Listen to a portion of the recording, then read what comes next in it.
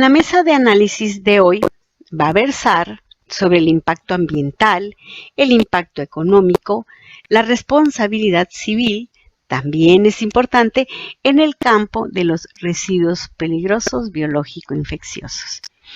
Aquí se hará un análisis del ciclo de vida de la gestión de los RPBI, cómo genera el impacto en el ambiente, que van desde la toxicidad en los seres humanos, toxicidad terrestre, toxicidad acuática, acidificación del ambiente y gases con efecto invernadero, cambio climático, todo ello y algunas condiciones que son atribuibles al transporte de esos residuos, al consumo de energía durante el almacenamiento y tratamiento. Bueno, hay algunas propuestas que incluyen desde la descentralización, ¿verdad? Basadas en el principio de proximidad, lo que esté más cerca para no andar distribuyendo a largas distancias, y también en gestión de residuos peligrosos, al tratamiento in situ, que ya más o menos nos dieron una breve orientación en el primer tema, el tratamiento in situ, es otra propuesta. Y bueno, actualización en instrumentos, actualización en política ambiental. Y dentro de la responsabilidad civil y administrativa conoceremos, ¿hay multas? ¿No hay multas? ¿Hay arresto? ¿O cómo se está manejando? ¿Hay suspensión? ¿Hay revocación de concesiones? Hoy vamos a tener aquí un abogado experto y también, ¿verdad?, una doctora experta en el tema. Porque también se dice que hay omisión en cuanto a la legislación ambiental mexicana del cuidado del medio ambiente. Todo ello lo tenemos que conocer. Recuerden que tener un título no es suficiente. Tenemos que estar actualizando nuestros conocimientos todo el tiempo. Nos acompañan el día de hoy dos expertos, la doctora Mónica Ramírez Bolaños. La doctora Mónica es experta en dispositivos para uso médico, pertenece a la Cámara de la Industria Textil. Hola, Mónica. Buenas tardes. Muy buenas tardes a todos. Muy buenas tardes nuevamente y gracias por la invitación. Cerramos con un lindo ciclo. Así es. Y nos acompañará en unos momentos, integra con nosotros el licenciado Óscar Vázquez González, pero aprovecho a presentárselos. Él es licenciado en Derecho por la Universidad Autónoma de México, es abogado especialista en litigios penales con maestría en procesos acusatorios. Hoy dos grandes expertos, aspectos legales, ¿verdad? Aspectos ambientales, biológicos en cuanto al destino de estos residuos, ambos. Mónica y el licenciado Óscar.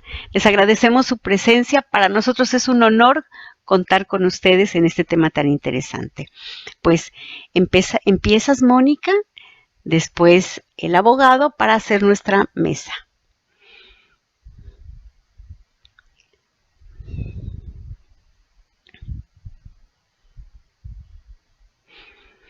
Está apagado tu micrófono, Mónica. Ahí está, perfecto. Muchísimas gracias. Pues vamos a dar cierre a este importante tema.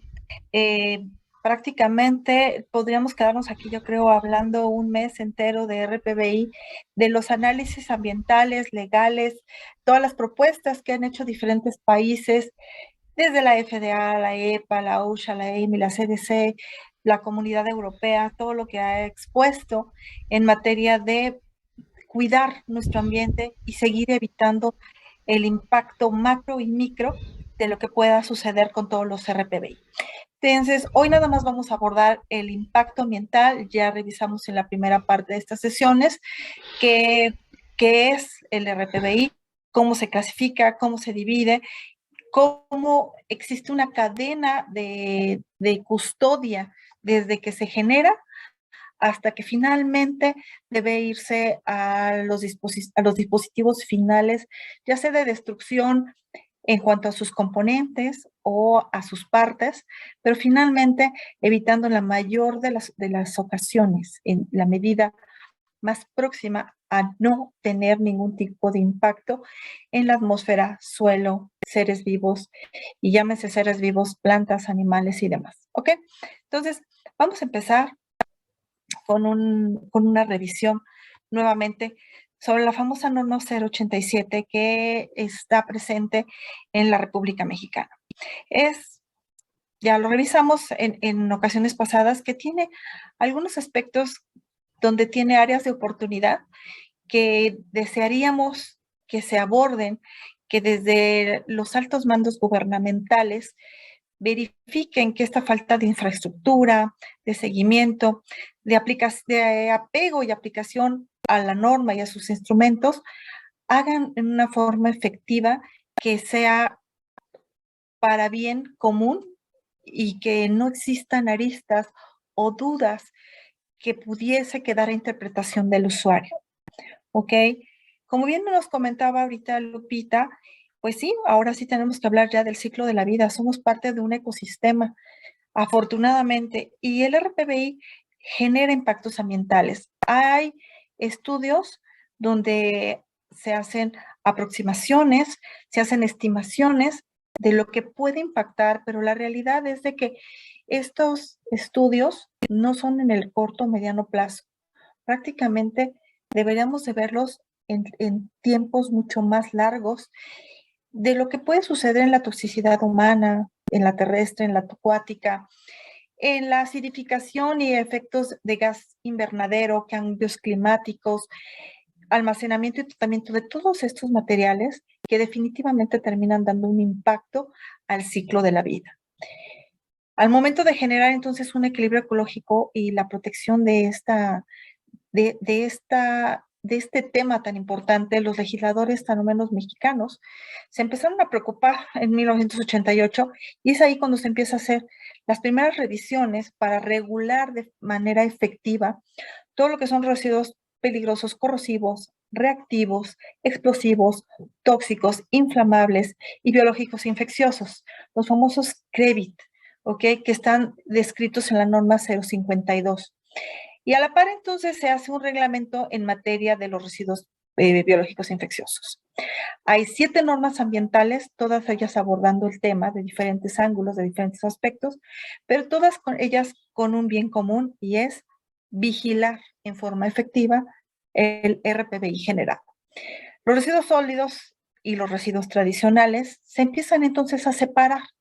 En México, los peligros asociados al manejo inadecuado de todas estas materias terminan siendo principalmente en los impactos de aire, suelo y agua, ¿ok? Y como residuos tradicionales, los llamados peligrosos tradicionales, que terminan contaminando tanto agua como atmósfera, y muchas veces involucrando a diferentes vectores, hacen un problema todavía más grande y una situación más vulnerable para todos los seres vivos. La OMS, allá por el 2003, empieza entonces a generar una guía práctica de prevención en las infecciones nosocomiales. ¿Ok? En esta reconoce que los establecimientos que generan este tipo de microorganismos deben de tener una manipulación adecuada. Y estos desechos constituyen un riesgo para infecciones que son principalmente enfocadas en objetos punzocortantes contaminados con todo tipo de biológico infeccioso de proveniencia humana. ¿Ok? La OMS señala que aproximadamente entre el 75 y 90% de los desechos generados en las unidades de atención médica no presentan ningún riesgo y son comparables a los residuos domésticos. Más sin embargo, hay un 10, si tomamos el 90, o un 25, si tomamos el 70, que entonces sí consideran un riesgo importante, un riesgo para la salud, un riesgo para la comunidad in situ dentro de los hospitales, de las áreas clínicas y aparte fuera de. Para esto entonces la OMS empieza a identificar qué son los patógenos a los cuales les tiene que tener foco. Y son bacterias, virus, parásitos, hongos, que según lo descrito dentro de los mismos lineamientos, deben de estar en concentraciones y en cantidades suficientes para que por sus características biológicas infecciosas y encontrando un huésped, un hospedero vulnerable de las siguientes características y puedan ser altamente contaminantes. 1. Cultivos y caldos desechos de intervenciones quirúrgicas y autopsias, desechos de pacientes infectocontagiosos o contaminados y animales de laboratorio. Estos son los aspectos que aborda más detenidamente la OMS. Es el aspecto 10 o 25%, donde pone foco, pone una alerta, donde se tiene que tener principal atención para evitar riesgos de contaminación cruzada. ¿Ok? Entonces, todos estos residuos biológicos infecciosos para nosotros en México, hablando de aterrizar esas ideas, se empiezan a incluir en estas diferentes normas. La NOM 052 de la Semarnat, generada en el 2005, su última actualización, hace una última revisión a todo lo que es CREBIT, corrosivo, reactivo, tóxico, explosivo y biológico infeccioso. Y empieza a individualizar qué normativas se necesitan para funcionar en condiciones y especificaciones donde los residuos biológicos infecciosos deben de estar controlados en un confinamiento. Empieza a desarrollar entonces estudios donde en forma bianual puede determinar la infraestructura requerida mínima del país para satisfacer la demanda del residuo peligroso. ¿Ok? El biológico infeccioso dentro de la NOM 052 es parte de. También se empiezan a elaborar los lineamientos para el control y la gestión integral de los RPBI y de todos los generadores, desde los micros, desde las áreas donde se hacen tatuajes, donde se hacen cultivos, análisis químicos, hospitalarios y demás.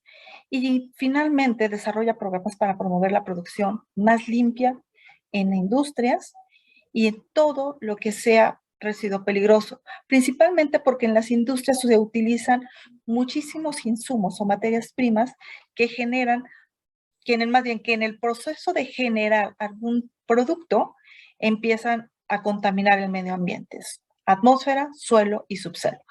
Y finalmente termina impactando en una situación tanto económica como ambiental. Esos son los aspectos que se empiezan a revisar más concienzudamente. Estos microorganismos entonces del RPBI, de acuerdo a las últimas revisiones del CETEXCUSE, se detallan con las condiciones para que esto suceda. 1. La virulencia del agente biológico infeccioso. 2. Las dosis de la vía de ingreso. Las características del proceso de infección o enfermedad. La susceptibilidad del agente biológico infeccioso, como pudieran ser factores extrínsecos, humedad, temperatura, químicos y demás, y la capacidad de supervivencia de este microorganismo que puede infectar, ya sea dentro del medio de cultivo o fuera del mismo. La OMS detalla 4 diferentes niveles. 1, aquellos que no tienen probabilidad de causar enfermedades humanas. No hay problema. 2, aquellos que pueden causar enfermedades humanas, pero pueden ser un peligro para las personas que entran en contacto con ellos. Esto no es probable y no es probable que se propaguen. 3, aquellas situaciones donde pueden causar enfermedades humanas graves y representan algún seno peligro para la persona que se encuentra en contacto con ellos y si pudiesen propagar por el aire. Y por último, la más gravosa, que sería la 4, aquellas situaciones donde las enfermedades humanas graves constituyen un cero peligro para todo el resto de la sociedad, estando en contacto con ellos. Esto lo divide la OMS y nos da entonces diferentes estándares para identificarlos. En algunos compendios de estadísticas ambientales, por ejemplo, en el 2010 nos decía que México tenía aproximadamente más de 2.500 empresas dadas de alta como generadoras de residuos peligrosos biológicos infecciosos. Y esto aproximadamente estaba ocasionando 22.9 toneladas de residuos peligrosos. Pero de todo este material, ¿dónde termina? El porcentaje que corresponde, acuérdense que estamos hablando ahorita de residuos peligrosos, el porcentaje peligroso que corresponde a los RPBIs es el 6.3 aproximadamente, ¿ok? Por lo cual se consideró que entonces estamos hablando como de 22.9 mil toneladas de este tipo de materias que se encuentran en proceso de incineración, esterilización, inhumación u otro de cualquiera de los puntos descritos en la norma 087. Sin embargo, en estos mismos anales, la generación reportada solamente del IMSS Zona Oriente en el mismo año, confirmada por sus 52 unidades de atención médica, es que tiene 458.9 toneladas, que representa un 31.3% de la generación total en México. Entonces, ¿esto qué nos dice? No están los datos claros. El impacto ambiental es mucho, es de verdad gravoso, y a veces los datos que reportan las estadísticas y los datos que reportan las instituciones no están coincidiendo.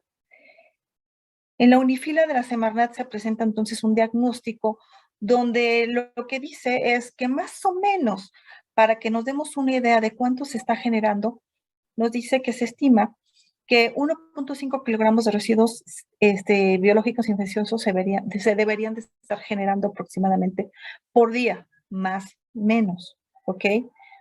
Habrá camas donde no generen ni siquiera 100 gramos y otras que no, que generen más del 1,5 kilos. Entonces, con esto nosotros podemos dar una idea de la cantidad de RPBIs que nosotros estamos generando. ¿Y por qué lo calculamos en camas?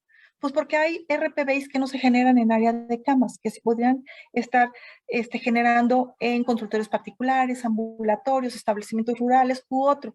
Entonces, por eso, para tener una media apegable a la realidad, se calcula en base a camas, que el censo en la cama es muchísimo más efectivo que estar inventando datos estadísticos, y tenemos entonces una forma asertiva de calcularlos. Entonces, respetando esta norma, justo en el 2010 nos dice que de estas 580 plantas o instalaciones para la recolección y transporte de los RPBI, que corresponde a una cantidad bastante considerable, estábamos tratando en México aproximadamente 5.2 mil toneladas de RPBI o 5.237.000 toneladas de RPBI. Es aproximadamente lo que se está generando en México. Acuérdense que el RPBI, en el sentido estricto, depende mucho de la percepción en México del usuario. Cuando el dispositivo médico sea punzocortante, definitivamente se va a ir a un contenedor rígido rojo. Pero en el caso de los dispositivos que están empapados, saturados, goteando y demás, si no están en esas condiciones, pudiesen no ser RPBI, ¿ok? Entonces, por eso es que no hay un dato duro específico donde lo pudiésemos de verdad identificar. Pero definitivamente es mucho, ¿sí? Somos un país de 100 millones, más de 120 millones de habitantes, donde estamos generando muchísimos biológicos infecciosos. De hecho, estaba revisando en la mañana una estadística donde decía que después del marzo del 2020 se había incrementado el RPBI en un 300% a nivel mundial. Entonces, definitivamente, sea como país o como planeta, estamos generando muchísimos biológicos infecciosos. Y ese apego al miedo a un desconocido, que en este caso era el COVID, prácticamente nos hizo ser más estrictos, más cuidadosos en identificar todo el RPBI. Ok. Tratamiento. Definitivamente el tratamiento es muy claro, muy claro en la norma 087. Físico o químico, no hay más. ¿Ok? ¿Cuál es la importancia entonces de este tratamiento? Eliminar el potencial riesgo infeccioso para que previo a su disposición final, dependiendo del volumen, sea irreconocible, sea no recuperable y, por supuesto, se evite el reuso inadecuado de cualquier tipo de artículo que pudiese ocasionar riesgos a la salud, al medio ambiente, suelo o subsuelo. Este cuadro lo tomé de una figura, no es de mi autoría, más sin embargo me pareció bastante ilustrativo porque hay una identificación en un periodo significativo del tiempo, del 2009 al 2012, donde todo lo que son residuos peligrosos, nos dice qué porcentaje de participación está teniendo en su disposición final. Por ejemplo, nos dice que la incineración es el 1%, el tratamiento de varios es el 47%, el confinamiento el 12%, reutilización o reuso es el 5% y reciclado de varios es el 35%. Me pareció bastante significativo porque en el sentido estricto, tan lo menos todas las toneladas de RPBI que se generan en México se deberían de incinerar. ¿Qué tenemos como ventaja y desventaja entonces de esta incineración? En 1999, perdón, se establecieron las ventajas y desventajas de todo lo que es el RPBI incinerado. Ventaja, nos queda clarísimo que entonces se reduce entre el 80 y el 95% el volumen de este producto y afortunadamente se recupera la energía para generar vapor o electricidad. Pero como desventaja, tenemos demasiadas emisiones de gases. La operación tanto de mantenimiento correctivo como mantenimiento preventivo es cara. Los costos deben de ser continuos, apegados a alineamientos y además estamos generando dioxinas y furanos. Y aparte, si fuera poco, todavía existe la posibilidad de un mal manejo, de un manejo ocioso, a pesar de que todos los incineradores están apegados a la NOM 098 o deberían de estar apegados. Ok, la EPA, ¿qué nos dice la EPA? También nos publica una guía y nos dice que entonces este incinerador debe de ser diseñado y operado en forma correcta para destruir los contaminantes nocivos de manera segura.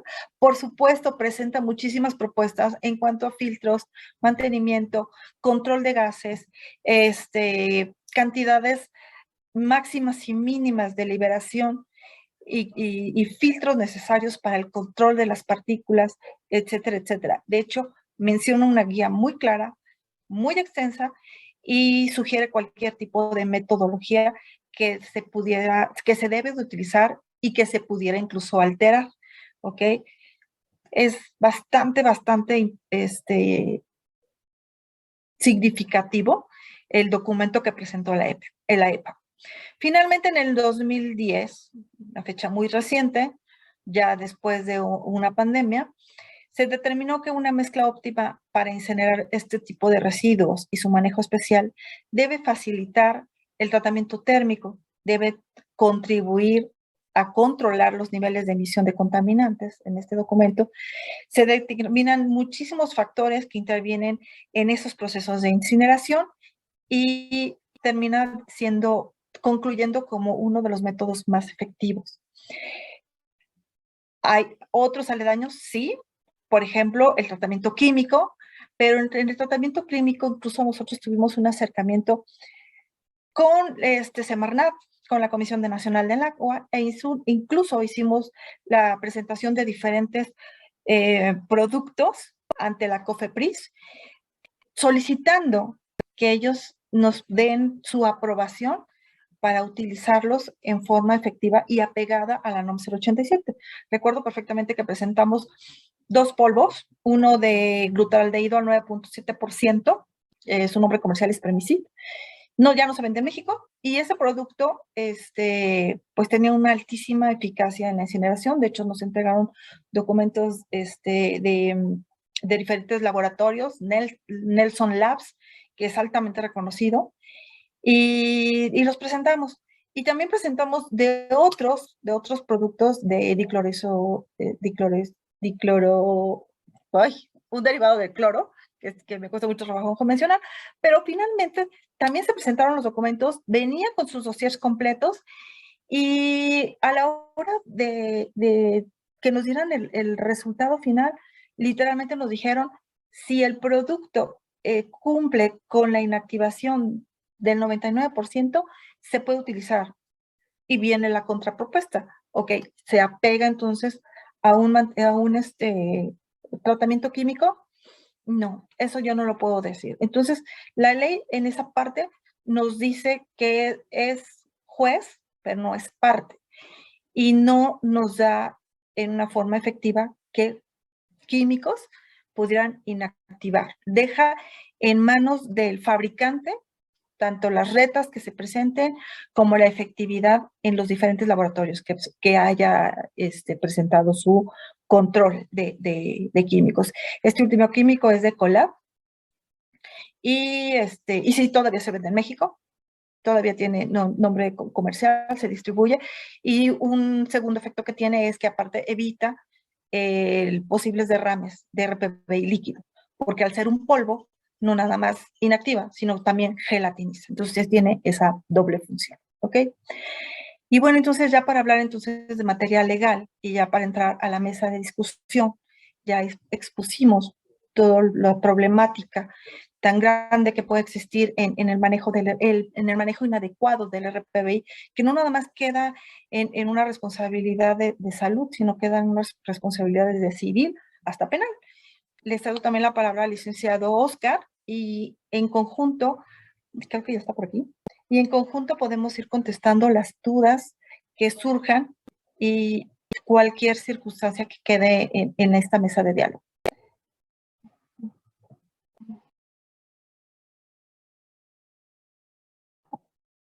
¿Sí llegó el licenciado Lupita?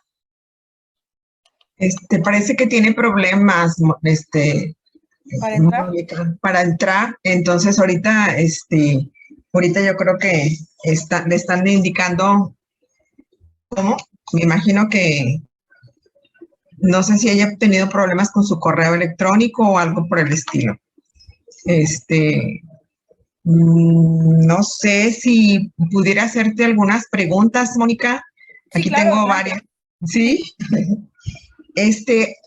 Ya hace varios años apareció una guía de manejo del RPBI, pero ya tiene tiempo. No, tú no sabes si ya se haya elaborado alguna otra guía de manejo del RPBI. Hay muchísimas, muy buenas todas, muchas. Sí. Yo he revisado varias, no he sido partícipe en la elaboración, sin embargo sí me han consultado. Después de 20 años de manejar RPBI, creo que ya le sé un poquito. Y para mí, de las más bonitas, más bonitas, son las que ha desarrollado la UNAM, el Instituto Nacional de Perinatología, el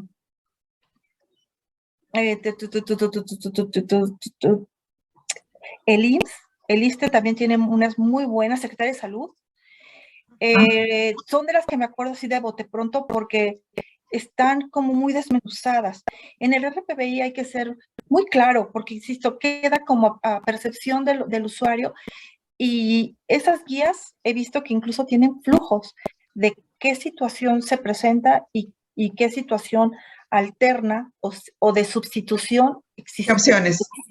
existiera exactamente para poder solucionar el tema, para que no quede en percepción de nadie. Entonces, son de las más bonitas, son las que más me gustan. De hecho, hace poco también leí una del Instituto Nacional del ININ, de Investigaciones Nucleares, buenísima. Tiene un curso, de hecho, de RPBI, de manejo de RPBI, de la NOM 087, y que desafortunadamente lo que ellos piden para que se devuelva a dar el curso, me parece que eran 20 asistentes y no se juntaban ni 10. Lastimosamente, ¿no? Pero también es una guía muy bonita, muy completa. Sí, digo, a mí la que me gustó mucho fue la que tú mencionaste de salubridad. Está muy completa, digo, nos ayuda para hacer en algún momento manuales, clases digo, y es de salubridad, está reconocida, está muy bien más, sin embargo, ya tiene varios años, ¿verdad? Pero dije, bueno, si acaso había una más reciente, pero como dices tú, pues hay varias que en algún momento se pueden consultar y que nos pueden servir de ayuda o de apoyo para el trabajo. Una duda que se me viene a mí es acerca de los medicamentos caducos. ¿Esos son RPBI o no son RPBI? Porque sí, obviamente sigue siendo un medicamento, pero ya se caducó, pero ¿qué hacemos con él? Si nos No lo apegamos podemos, a la norma, sí. si nos apegamos a la norma, no es RPBI. Así, Okay. como siempre digo, by the book, no lo es, ¿sí? Porque no es un soportante, porque no estuvo en contacto, posiblemente nunca estuvo en contacto ni siquiera con saliva. Entonces, no es RPBI. Entonces, digo, por los químicos que pudiera traer, es un, ¿cómo lo consideraría? Ahí sí se tiene que hacer una revisión y también hay muchas muy buenas de toda la cadena de custodia, precisamente de todo lo que son los químicos, las sales, las soluciones, los geles y todos los vectores que se utilizan para la industria farmacéutica, desde una tableta, pasando por una ampolleta, un supositorio, para todo lo que pudiera manejarse, incluso con pacientes de radioterapia, quimioterapia y demás. Ahí sí se tiene que hacer una cadena de custodia apegado al lineamiento que corresponde. No soy experta en el tema, no podría expresar, me siento no apta para dar esa respuesta, pero lo que sí te puedo decir es no es RPBI. Muy bien. Sí, porque en algún momento dado, pues tíralo al drenaje, el medicamento, y es en algún momento dado donde ahí se va y puede dañar ahí, al afectar los mantos acuíferos. Es lo que en algún momento dado yo leí por algún lado. Bueno, ya se conectó el licenciado Oscar. Gracias, buenas tardes. Está con nosotros el licenciado Oscar. Bienvenido, licenciado. Un poquito de trabajo, ¿verdad? Pero ya está aquí con nosotros. Ya estaba siguiéndolos, pero al parecer no directo. No se preocupe que aquí está el público pendiente, ¿sí?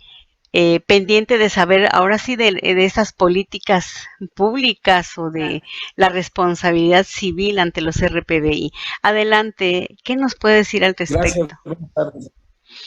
Pati, gracias, excelente. Yo creo que el tema que abordó Pati, porque alcancé a escuchar la última sección, es muy trascendente desde el punto de vista civil y debemos partir esto en dos vías. Uno, el contexto civil siempre se marca en la relación humana, persona a persona, y eso determina las condiciones sociales.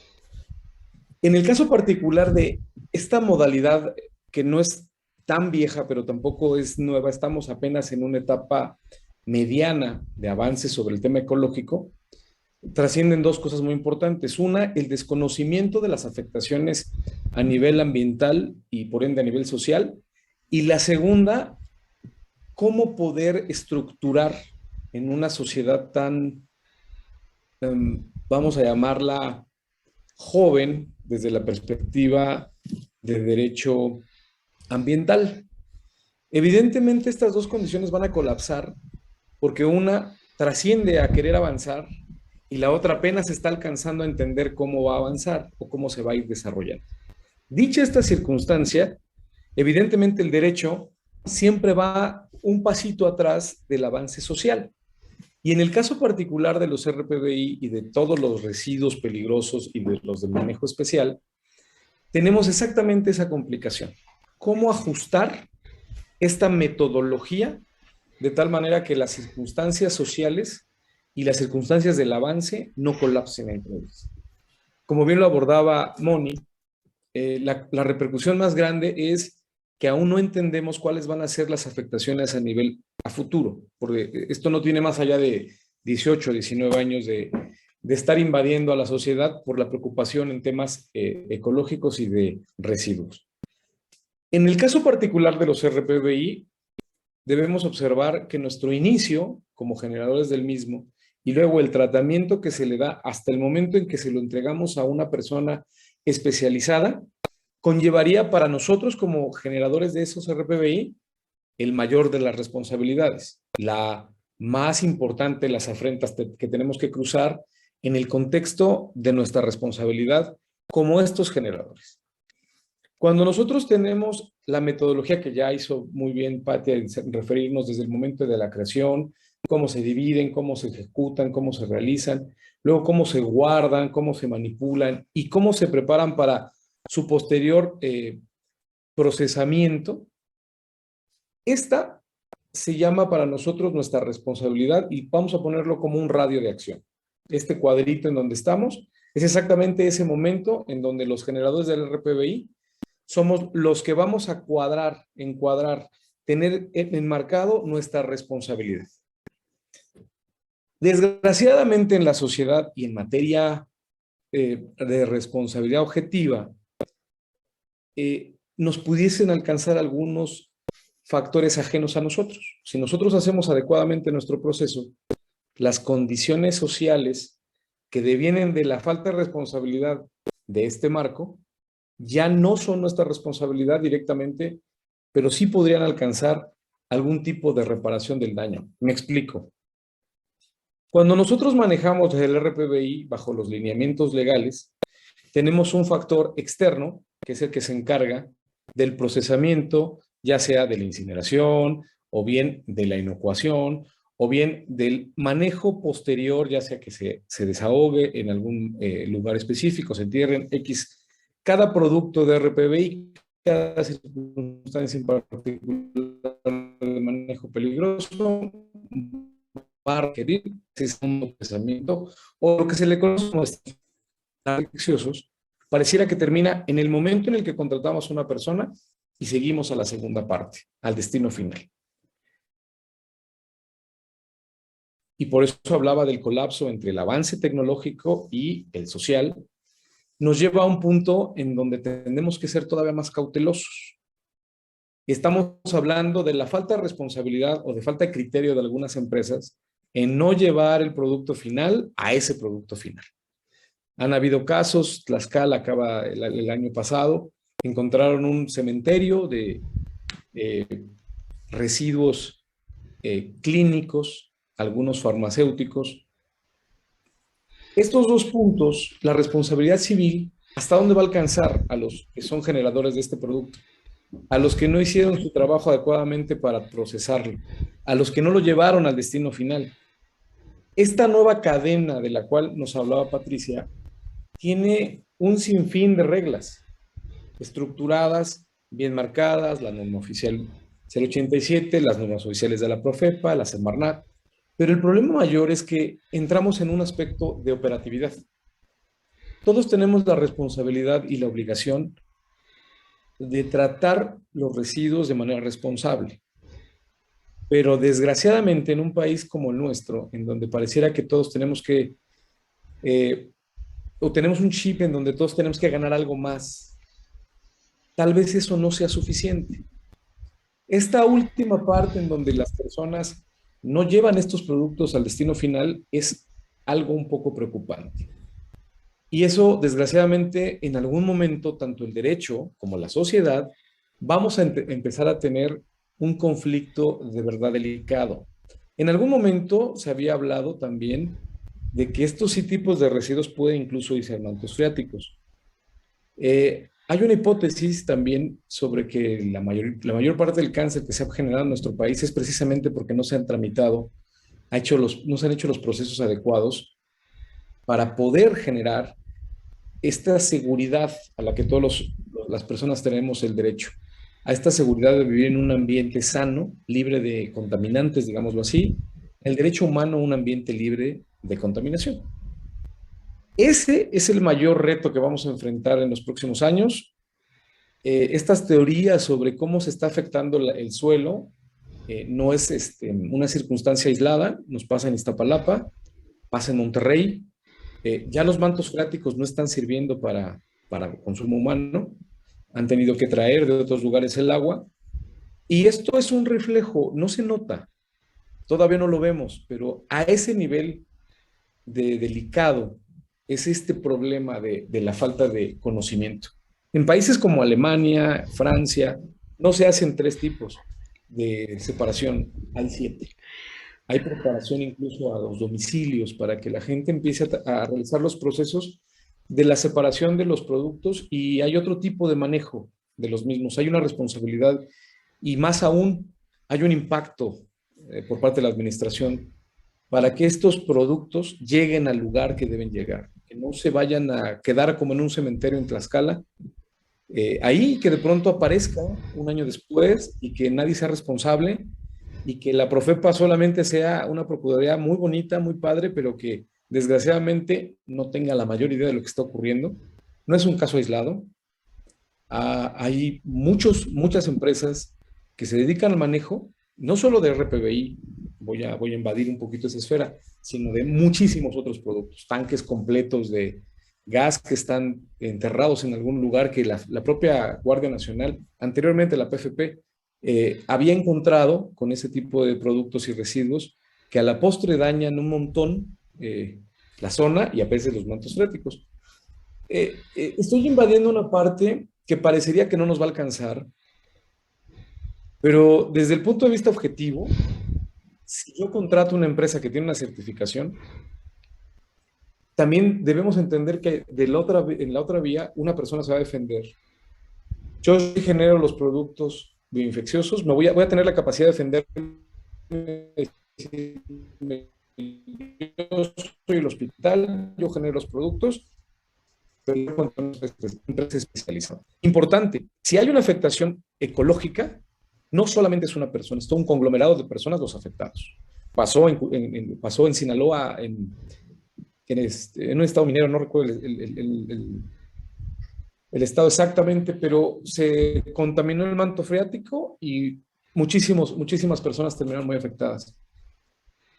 En el caso particular de RPBI, porque son productos muy pequeños y son más manejables, todavía no nos alcanza esa repercusión. Pero al momento de que las víctimas aparezcan, tendrán el mismo derecho a defenderse como el hospital a defenderse. Y habrá una responsabilidad por parte de la administración pública, ya sea el Estado, ya sea la Federación, incluso órganos internacionales que pueden ya intervenir en nuestra política a partir de 2011, cuando entra en vigor la nueva Constitución. Estaremos enfrentándonos a un concepto de derecho humano al ambiente sano que se escucha muy bonito, voy a tener que decirlo muy fríamente porque eso es lo que se vive en la realidad. Conceptos en donde, si bien los médicos hacen su trabajo, los hospitales hacen su trabajo, todos los que generamos RPBI hacemos nuestro trabajo, pero la cadena, la última parte de la cadena no está supervisada. Tenemos que ser muy francos. Y esa parte todavía no nos alcanza, pero lo va a hacer. La responsabilidad objetiva que nosotros tenemos, no solo de generarlo, sino de verificar, que ahí es donde vamos a partir desde un punto de vista muy técnico. Nuestra responsabilidad se acaba cuando contratamos a alguien que tiene la certificación para el manejo y llevar a su destino final. Pero cuando haya más de un afectado en que ese destino final nos alcance, entonces sí será un problema que vaya a repercutir primero en quien lo generó y no verificó, y por segunda, a la autoridad administrativa que aunque dio los permisos, nunca verificó. Y quiero decir esta palabra muy firmemente. Verificar no solamente es dar los permisos y después ir a revisar que los tengan. Verificar es que no tengamos papeletas, porque desgraciadamente también ocurre, de incineradores que tienen encimados empresas completas que van a la misma hora, generan los mismos espacios y curiosamente incineran el mismo producto cuando hay todo un proceso. Estoy hablando de algo que parecería muy complicado y trato de hacerlo muy coloquial, pero que al final se llama responsabilidad civil objetiva. Esa responsabilidad civil objetiva va a alcanzar incluso a la Profepa, a la Semarnat, a las instituciones encargadas de la verificación, pero sobre todo debe ser responsabilidad de todos los que generamos RPBI, porque no solamente está en juego nuestras autorizaciones, nuestros permisos o una sanción administrativa. Hay sanciones, y a eso viene mi introducción. Estamos muy jóvenes en el ambiente de poder generar algo que se llama una reparación integral del daño. Imaginémonos hipotéticamente que alguno de nuestros hospitales manda a destino final infinidad de productos punzopicantes, punzocortantes y órganos, y en vez de incinerarlos, los entierra. Y en ese lugar, como lo habíamos comentado la vez pasada, hay un grupo de personas, alguna de estas personas se lastima y genera una infección mayor o el manto freático se afecta. Esa persona, ese grupo de personas tienen derecho a pedir una indemnización adecuada. La indemnización adecuada en esos ambientes, en el aspecto legal, advierte lucro cesante, advierte daño, advierte perjuicio. 3 elementos que parecerían muy extraños, pero es simplemente si es un joven de 6 años, que a lo mejor era un portento deportivo o académico y pierde una pierna porque se gangrena, porque se infecta de hepatitis, no lo sabemos. infinidad de opciones que pueden haber. ¿Cuánto perdió ese menor? ¿Cuánto perdió su familia? ¿Cuánto perdió la comunidad? ¿Cuántas personas pueden acceder a un beneficio económico por parte de ese joven? No lo sabemos. Eso se llama lucro cesante. ¿Qué dejó de perder y que tenía la capacidad de ganar, perdón? El daño, perder un miembro de la familia, perder un grupo de personas, un pedazo de un órgano. Y el perjuicio, ¿cuánto tuve que gastarme yo para poder ganar, para poder estar con ustedes, para llegar a acceder a la justicia? Solamente estamos viendo el RPBI y la responsabilidad de los generadores desde la perspectiva de su tratamiento. Pero ¿qué pasa? ¿Qué va a pasar el día? Y esto no es filosófico, esto es real. Ocurre todos los días. Hace 2 semanas en el Miguel Ángel de Quevedo encontraron en bolsas negras, y me acordé mucho de Pati, encontraron en bolsas negras desperdicios quirúrgicos, jeringas, y hasta ahorita no sabemos exactamente dónde apareció. Esto es alarmante. Nadie sabe exactamente cómo se controla la verificación. La Semarnat, la Profepa están absolutamente enfocados en dar permisos, pero nadie verifica. El camino, evidentemente, por este nuevo derecho que tenemos, este sistema, porque es joven, como lo comentaba, no nos ha alcanzado. Estamos en la entrada, en el inicio de un procedimiento que poco a poco va a ir generando que la responsabilidad ya no sea solo de la empresa, sino los dueños de la empresa. Y después vaya un poquito más arriba y vaya ante quien autorizó pero no verificó. El problema es que, como cualquier sociedad, desgraciadamente no va a pasar nada hasta que realmente esto no sea un problema mayor. Es responsabilidad de nosotros que estos procesos no solamente se queden en el momento en el que nosotros contratamos y se acabó, ahí acabó mi responsabilidad. Evidentemente no es así. Tendríamos que buscar mecanismos, porque también debemos ser muy honestos, no existen mecanismos. No existe nadie que me diga a mí, oye, hay un mecanismo de verificación, yo te entrego paquete B, paquete A, y requiero, como se hace curiosamente en los valores, una cámara que vea exactamente el producto desde el momento en que sale del lugar hasta el momento que llega al incinerador y la hora y cheque el momento de la incineración. Tal vez sea momento de que nosotros verifiquemos desde la perspectiva de los que generamos este RPBI, este tipo de verificación. Porque las complicaciones a largo plazo, la responsabilidad material, vamos a decirlo muy coloquial, muy vulgarmente, el impacto económico que nos puede repercutir el no hacer cosas tan simples como esa, podría ser la quiebra para cualquier hospital. Evidentemente, con una política como la que tenemos, los grupos grandes no se preocupan, ellos tienen su manejo de otra manera, ¿no? Pero esto va desde los tatuadores, la gente que hace odontología, los hospitales pequeños, las clínicas, los de primero, segundo nivel. Evidentemente, todos tenemos la responsabilidad, porque todos podemos ser los que tengamos que cuantificar un daño. Aún estamos en vísperas de saber cuantificar una reparación de daño integral. Ese concepto debemos tenerlo muy en cuenta. Con los nuevos procedimientos orales, que seguramente todos han escuchado, esta vertiente de el daño y la reparación del daño, integral advierte una, digamos, mezcla entre la materia penal y la materia civil. Lo que significa que si tenemos una responsabilidad penal, esto es, causamos daño al ambiente, lesionamos o hicimos un procedimiento inadecuado sin los permisos y causamos un daño a un tercero o al ecosistema, esto no solamente va a tener una sanción en la persona, esto es, puede ser cárcel, puede ser una multa, puede ser el pago de la reparación del daño, sino que a la par ya existe la reparación del daño en vía civil. Que si yo puedo probar que hay un daño en materia penal y este daño puede ser cuantificable, se homologan y esto conjunta lo que es la reparación del daño integral. Y la reparación del daño integral advierte todos estos elementos de los que les comentaba, el lucro cesante, el daño, el perjuicio. Si ustedes suman, y es un caso como ejemplo, en un hotel muy famoso en la Riviera Maya, un joven falleció, pero el joven era portentosamente inteligente y estaba a punto de entrar a la preparatoria. La sentencia, si mal no recuerdo, es de 2016 y aproximadamente subió a $30 millones.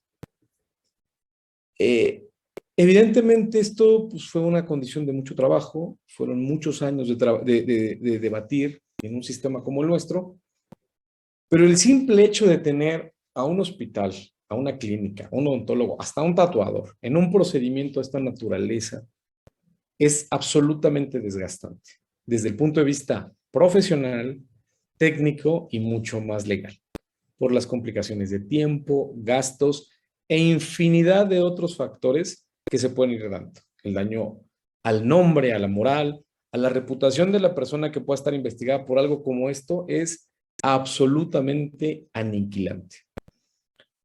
En contexto de toda esta circunstancia, pues tampoco existe una verificación, no existe tampoco en la ley ni en ninguna de las normas que Patti bien nos pudo referir con tanta precisión, en donde nosotros podamos hacer una solicitud a la autoridad para que la autoridad verifique que todos y cada uno de los procedimientos que yo estoy llevando llegan a su destino final. Si lo verifican, no existe nadie. Estamos a la confianza de quien te pide el permiso. Estamos a la confianza de quien realiza el trámite.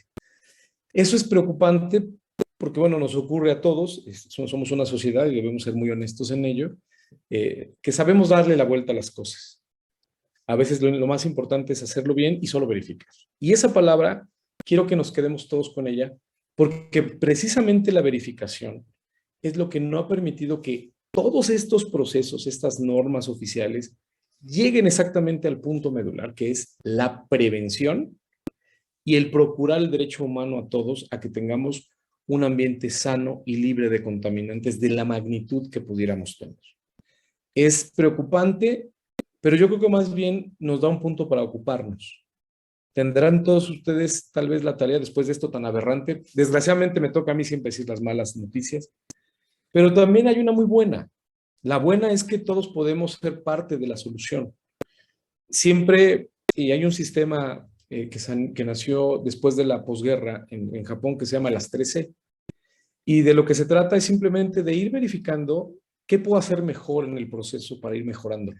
No de cambiarlo, porque tenemos reglas, pero sí de dar un proceso mejor que acorte los tiempos, las distancias y que me dé mejores resultados. En el caso del RPBI y particularmente de todos los operadores, porque la materia aquí es que todos ustedes y todos nosotros manejamos RPBI, los tenemos en la mano todo el tiempo, los tenemos en la cabeza todo el tiempo, sabemos a dónde van, sabemos cómo colocarlos. Que ese trabajo que todos ustedes realizan no solo se quede en la parte de ya lo hice, adiós. ¿Dónde va ese producto? ¿De verdad está incinerado? ¿De verdad hay alguien que lo verifica? ¿De verdad puedo dormir tranquilo porque a lo mejor en un parque, en un relleno sanitario o en algún lugar que utilizaron tierra que no sabemos que traen de algún otro lugar, no va a aparecer una jeringa, no va a aparecer un pedazo de dedo, no va a aparecer un líquido que pudiese tener una infección? Mi familia, las personas a las que aprecio y están cerca, pueden tener la seguridad de que eso ocurre. Y eso es el punto medular de la verificación. Los procesos, las sentencias, los juicios, al final se pueden solventar.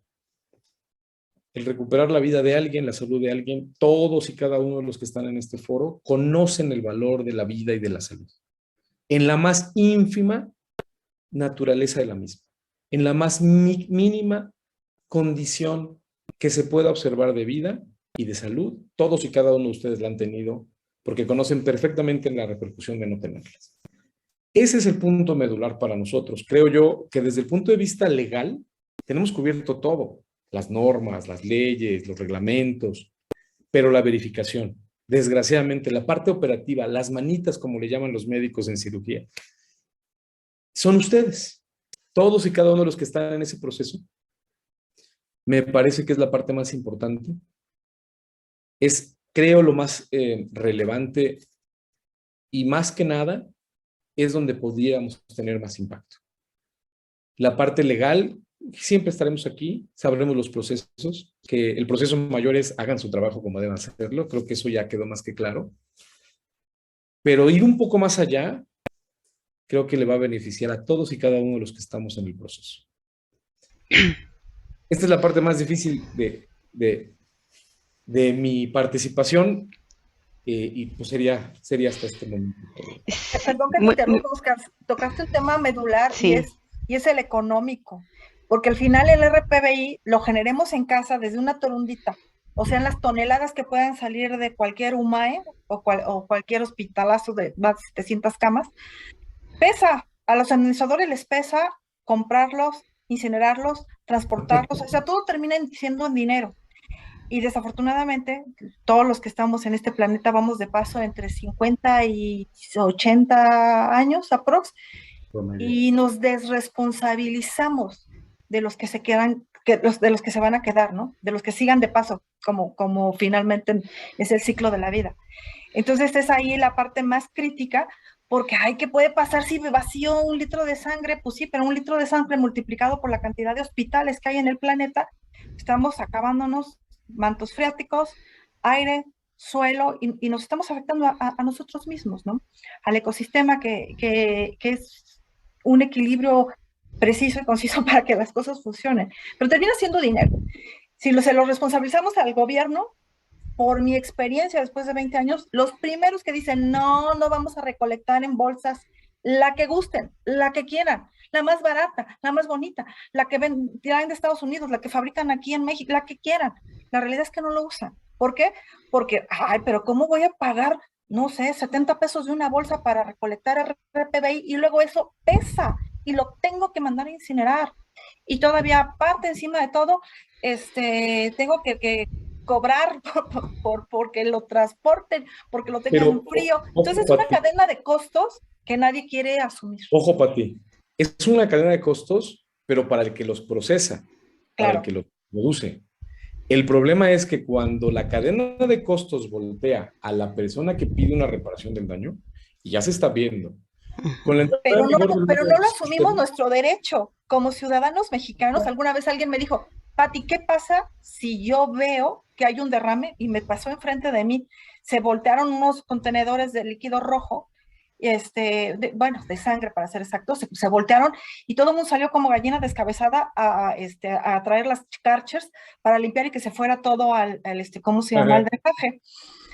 Y justo personas que estaban ahí de vigilancia de ese hospital de súper renombre me dicen, ¿qué puedo hacer yo?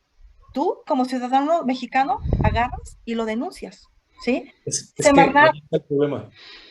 Perdón, nadie se Pati, responsabiliza, sí, te escucho. pero Sí.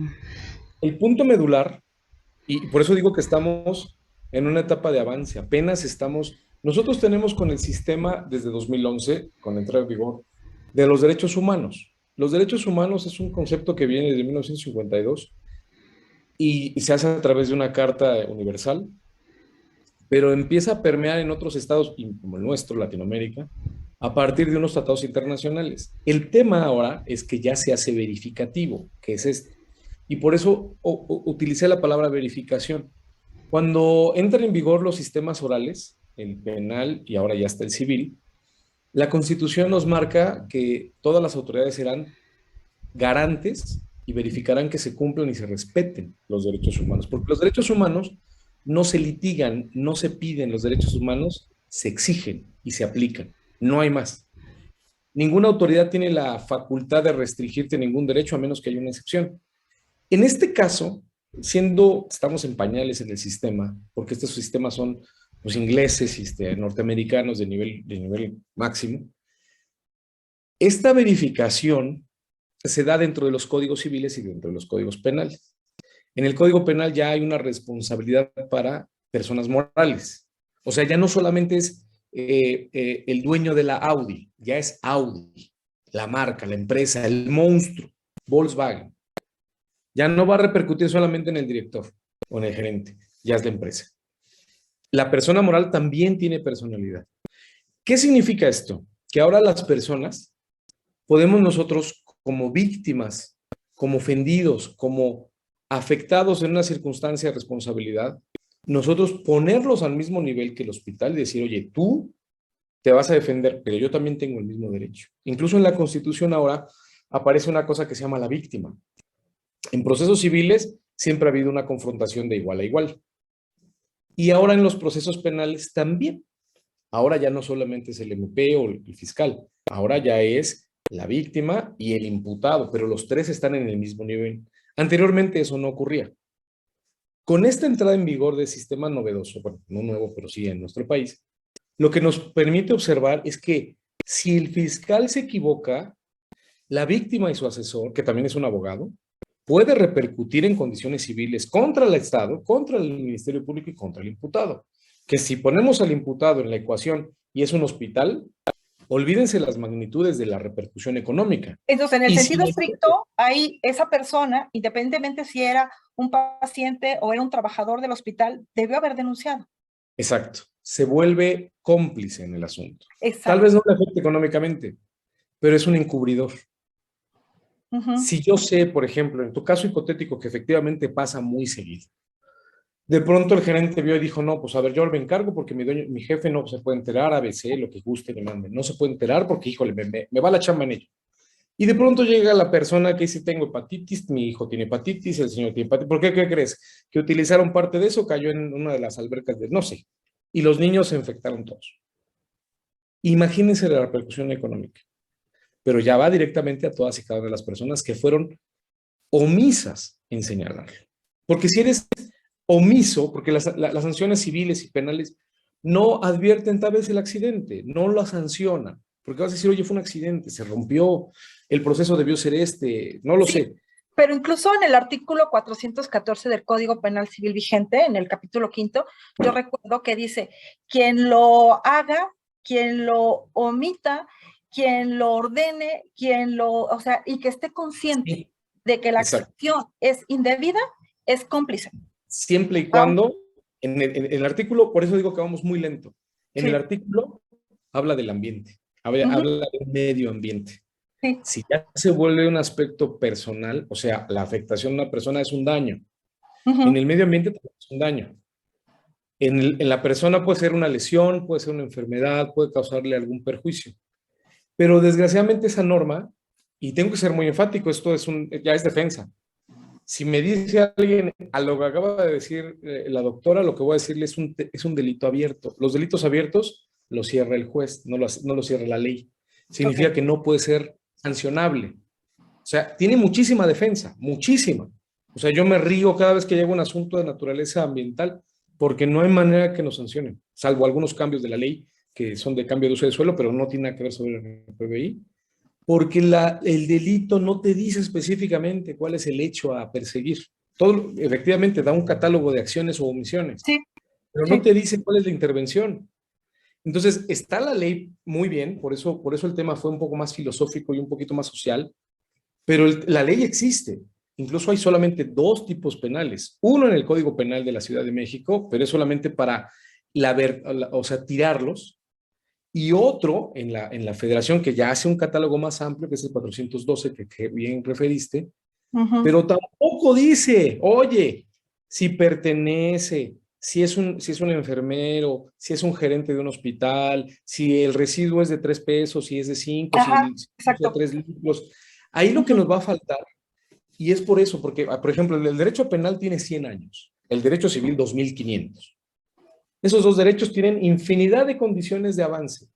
El derecho ambiental a partir de 1998 en Sí. la Comisión Social, la Unión, las Naciones Unidas, y empezó a permear en Francia, en Alemania, en Países Bajos, y en México entró promedio 1998 con 2 acuerdos que hizo Cedillo, Ujú. si mal no recuerdo, Sí. y posterior empezaron a ver estas nuevas reglamentaciones.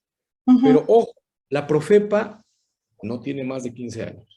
No, y además Hace fue empujado por una pandemia que estábamos viviendo a nivel mundial, que era el SIDA. O sea, Aparte, fue una circunstancia ajena a por pánico nosotros. escénico, ni siquiera fue Exactamente. por convencimiento nacional. Estamos en una circunstancia, en esta materia de derecho ambiental, en pañales. Estamos junto con este derecho ambiental en otro sistema que también se empieza a permear en nuestro país, va avanzando. Ya lo teníamos, solo que no lo sabíamos utilizar. ¿Por qué? Verificación. Porque ahora ya hay capacidad de que las partes puedan verificar a su contraparte. Luchar entre ellos. Ya no solamente es la autoridad, el MP y el juez. No, ya hay una tercera persona que es la víctima que va a pelear hasta el final. Entonces, esa circunstancia nos permite verificar si el juez, el MP y la autoridad superior hacen su trabajo. ¿Para qué? Para que defiendan el derecho de la víctima o bien para que defiendan el derecho del hospital a que le está imputando algún delito o un acto. Oscar, si yo Sí. me doy cuenta, yo soy parte de un hospital, soy un administrativo, estoy en la cocina, estoy donde sea, soy una ciudadana mexicana que me doy cuenta que no se está manejando el RPBI como debe de ser. ¿Qué debo de hacer? Se pueden hacer denuncias anónimas. ¿Ok? ¿En dónde? En cualquier fiscalía. Fiscalía de la Ciudad de México, Aguascalientes, si tienen una delegación de la Fiscalía General de la República y el lugar al que se está vertiendo es un río, un lago, un pedazo de bosque, en cualquier parte, puede ser hasta en un lote baldío. ¿Ok? Si hay una afectación, claro que hay denuncias. Digo, debemos ser muy conscientes. O Las denuncias afectación o no afectación, porque tampoco queremos llegar a, no lo a sabemos. una situación gravosa, ¿no? Pero me estoy Es dando que no lo cuenta de que sabes. está sucediendo. Ajá. Lo que pasa es que otro de los aspectos que nos da que esta circunstancia sea novedosa, por no decirlo en pañales también, es que nadie sabe que es peligroso. Sí, Se totalmente de acuerdo. se perdió un contenedor con uranio en Michoacán, si mal no recuerdo, hace como 3 años, y lo encontraron y unos muchachos estaban dentro de una caja jugando con él, no sabían ni qué era. Ujú. O sea, el problema mayor del RPBI, y vámonos a residuos en general, es que todos tenemos desconocimiento, creemos que no nos va a pasar. Tuvimos la complicación con un vehículo que desgraciadamente explotó en la carretera Puebla, en San Martín, en una carretera federal. Desgraciadamente tenía amoníaco y las personas alrededor, todas fallecieron. Porque no sabían, se bajaron del carro, fueron a ver qué pasaba y los gases los calcinaron.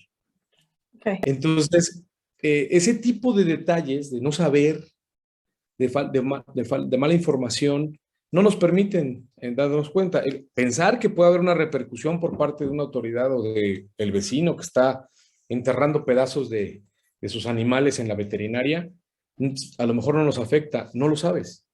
Oye, Oscar, entonces, ¿yo qué tengo que hacer? O sea, yo tengo que tomar Yo creo evidencia, que video, fotos. Si tenemos, ahora se pueden muchas evidencias por video, fotografías, y no necesita tener su nombre.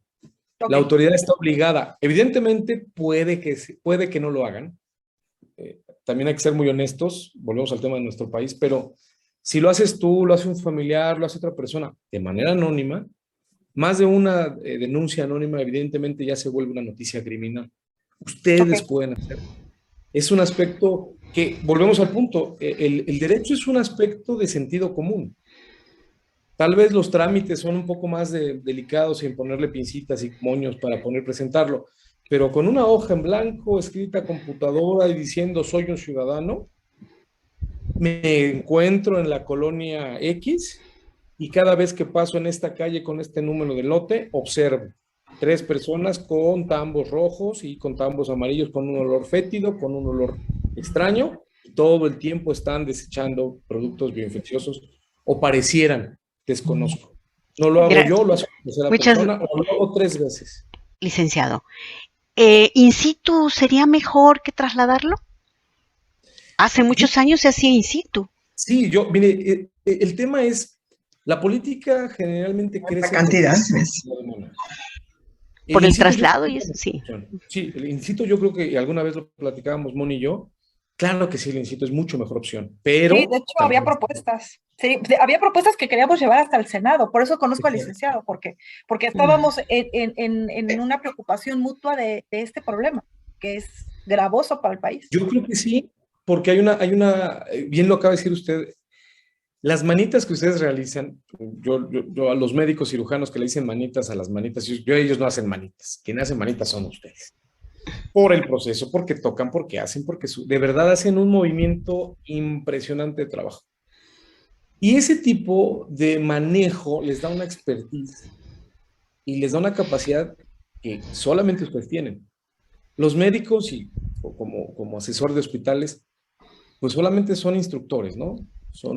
Verificas, pon, se editó, pero no saben qué más pasa. Y estoy seguro que ningún médico sabe dónde va el RPBI. Casi, estoy en 90% seguro que no saben completamente el proceso.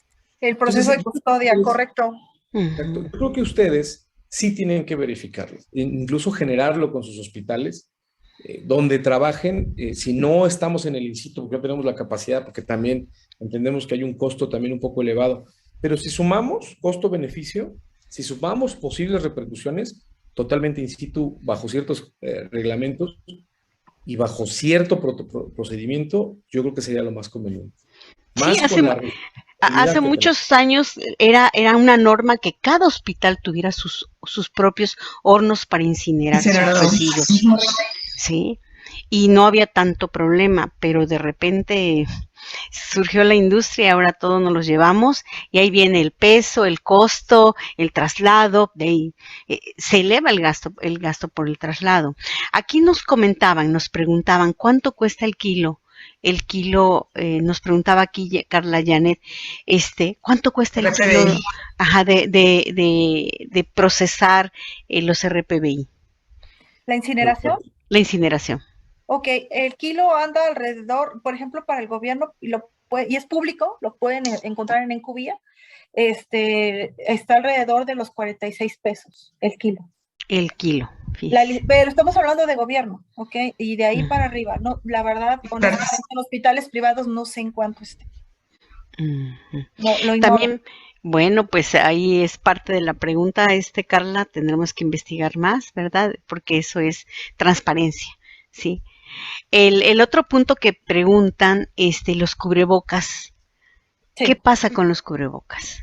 Okay, ¿Cómo hay que manejarlos? Si el cubrebocas viene de un paciente infectocontagioso, se considera RPBI, porque justamente dice, la norma es muy clara y dice si es contaminado, infectocontagioso, cepas susceptibles, etcétera, se va derechito al RPBI, ¿ok? Y en este caso estricto sería la bolsa roja. La bolsa roja. ¿Y qué haríamos con el RPBI casero? A ver, licenciado Oscar, también, ¿qué se ha estudiado alrededor del RPBI casero?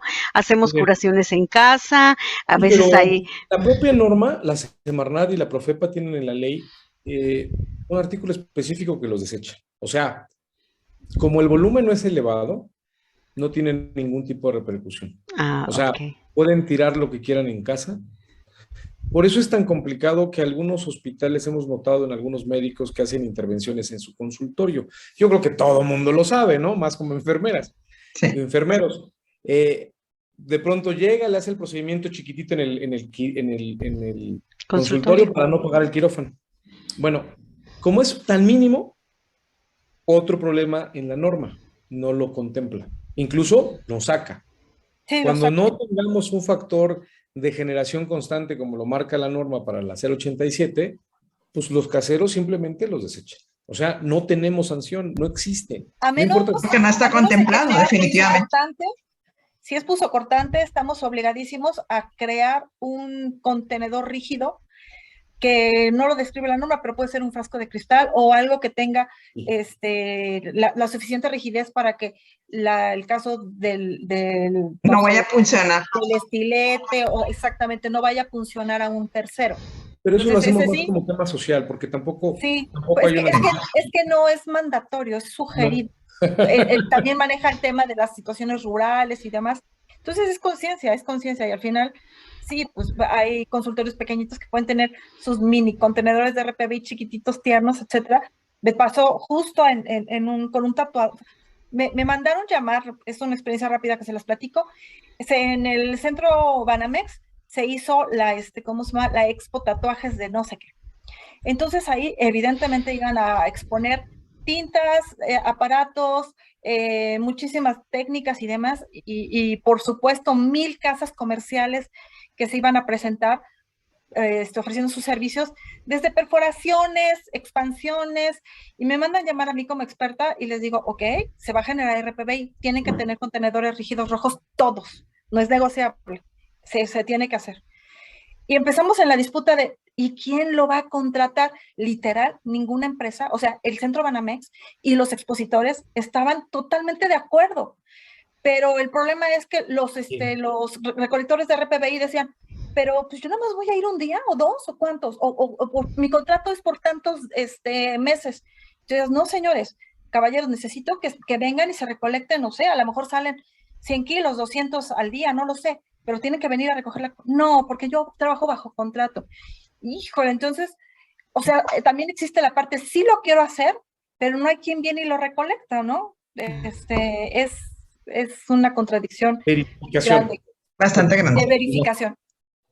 No hay nadie. O sea, la norma, y somos un país que está regido por normas, reglas, reglamentos, pero nadie No, verifica.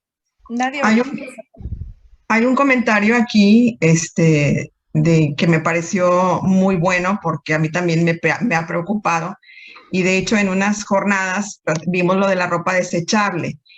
Y Mari Carmen nos dice, buenas tardes. Dice, los bultos de ropa quirúrgica desechable son utilizados a granel en las unidades quirúrgicas. Sí estamos preocupados por el medio ambiente. ¿Qué está pasando con su eliminación y producción? ¿Lo han considerado? Gracias. Ok, definitivamente toda la ropa quirúrgica desechable, sí o sí, se considera RPBI, simplemente porque se tiene que incinerar. Oye, pero la mesa de mayo no se utilizó, la de riñón tampoco. Ay. Se va todo al RPBI, contaminado, saturado o no, en teoría se debe ir al RPBI.